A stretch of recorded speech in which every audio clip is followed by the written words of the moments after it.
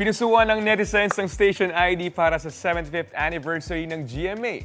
Meron na yang halos 7 million views online. May pasilip naman sa behind the scenes at kulitan ang ilang kapuso celebrity sa shoot ng Station ID. May unang chika si Nelson Canlas. Proud kapuso mula noon hanggang ngayon. Ganyan ang feels nang mapanood ng mga kapuso ang GMA 75th Anniversary Station ID. Pinusuan din yan online. Nag-comment din ng kanilang pagbati ang ilang netizens na nagsabing nakaka-goosebumps ang Station ID. Di raw biro ang 75 years ng paglalahad ng kwento ng mga Pilipinong naghahatid ng inspirasyon. Inaabangan din ng ilan ang kanilang paboritong kapuso stars, gaya ni Jillian Ward at Sofia Pablo na magkatabi sa isang frame. Sa shoot ng Station ID, nagsama-sama away from their busy schedules ang maraming kapuso personalities. Kitang-kita ang kulitan behind the scenes tulad ng selfie with multi-awarded broadcast journalist Jessica Soho ni kapuso primetime queen Marian Rivera. May photo rin si Yanyan with hubby, kapuso primetime king Dingdong Dantes. Ang pa-heart ni na Will Ashley at Nika Salamanca, pati ng GMA Integrated News personalities.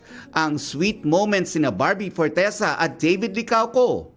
Ang biruan ni na Miguel Tan Felix, Derek Monasterio, Allen Ansay at Anton Vinson.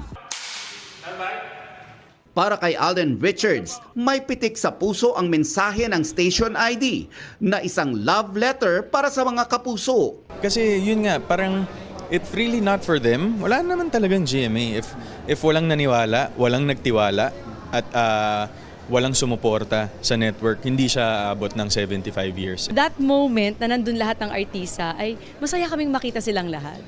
Sunod-sunod naman ang malaking ganap kay Marian Rivera. Nung gabi ng GMA Gala 2025, nagkaroon din ng isang birthday celebration ng kanyang mister na si Dingdong Dantes.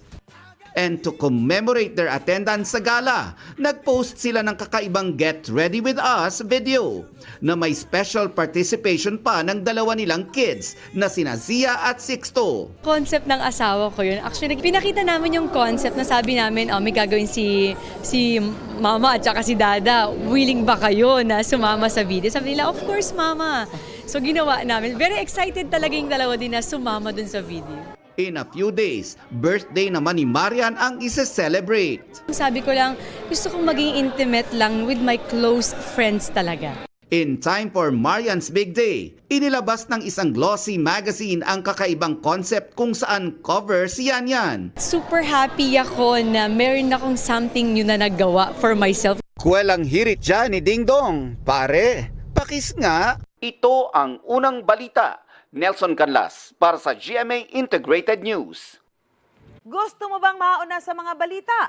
Mag-subscribe na sa GMA Integrated News sa YouTube at tumutok sa unang balita.